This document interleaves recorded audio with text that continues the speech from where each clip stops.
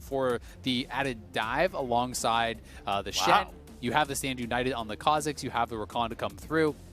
I've been seeing this pick played some in the LCS. The Drake is getting lower, and that's going to be an easy smite for Broxa. Claimed without much issue. Going to go ahead and chomp it. I do feel like TL is going to be really happy with the start of this. Santorin, though, to the top side, he's got no ult. Big damage. As you said, no Death Realm. Impact doesn't have a good way out. He's going to keep trying for his life, deal a little bit of damage, but First Blood is going to come through under 11 minutes on a Santorin. Bot lane, meanwhile, under fire. There's the first arrow. It's going to land on a Core JJ. Double shield comes across, and look how slowly he dies. Finally flashes for his life. Lux Laser comes out. Turtle's a bit low. Forces Tactical to walk away as Volley lands. You can see two summoners burn. For Xerxes, at least he runs fast, but no arrow up right now. In fact, he's out of most summoners, so we'll see if he can do anything, but he's on the way. It's about 5 seconds out until he can be a part of this fight. Ul comes in. Ignar getting low. Gotta watch out for this one. He sees the Death Realm. Ignar cannot live through this. Impact should pretty much always get this kill. There's the Q slam. There's the stats. They're ready to go. Good smite steal, but FlyQuest cannot easily grab the Herald itself. A flash backwards. Brock's not going to find more than just that stun. Use his ult defensively and went back to base, so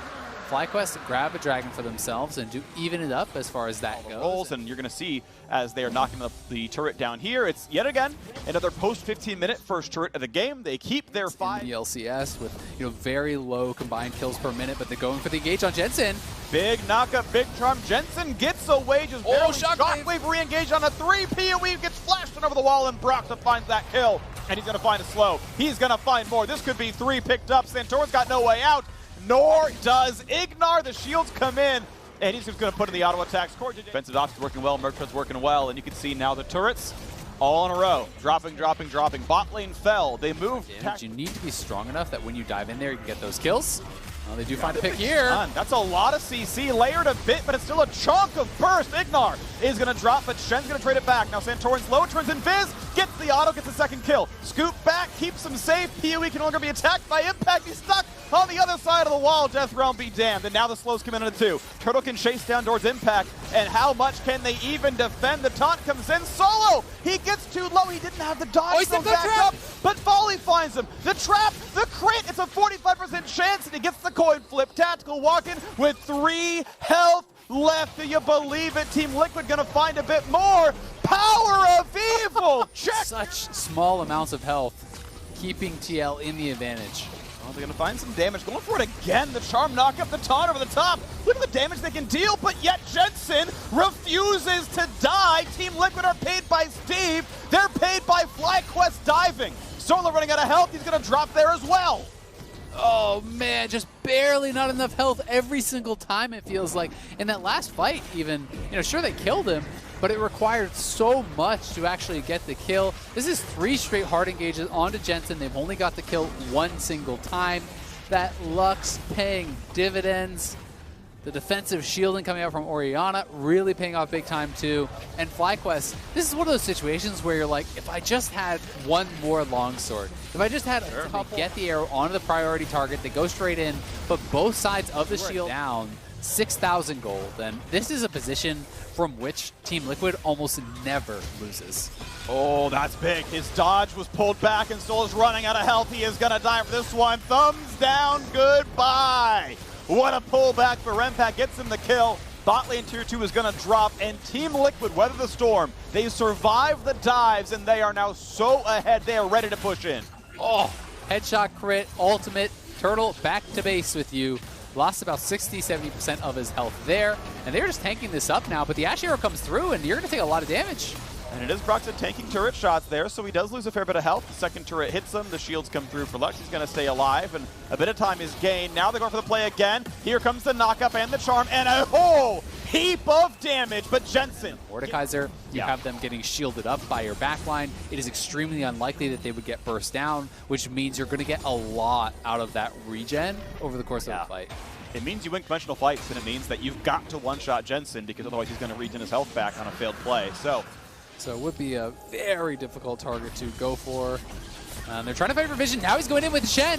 Tries for the scoop, gets a double knockup, keeps him there on that side. Taunt's going to land. They get the kill. 1 down, 5v4. FlyQuest, do they have enough there? Ignar gets away. Tactical answers back, though. Ignar going to drop as well. Mordekaiser's here to play. Santorin cannot assassinate this one. A double kill now for Impact, and they have everything they need. 4v2, the dive in for the slow. Solo's going to run for his life. Turtle does his very best, but just does no damage. Monstrously ahead of FlyQuest on Soul Point, and everything really is in their hands.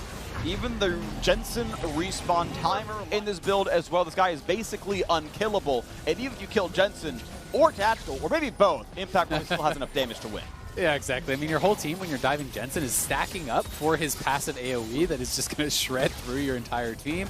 It's pretty much the dream situation for Mordekaiser when people are just trying to run through him to get to the back line, but they do get an Ash Arrow on him. Look at their shielding. They stunned him and it didn't matter. His health bar literally never moved.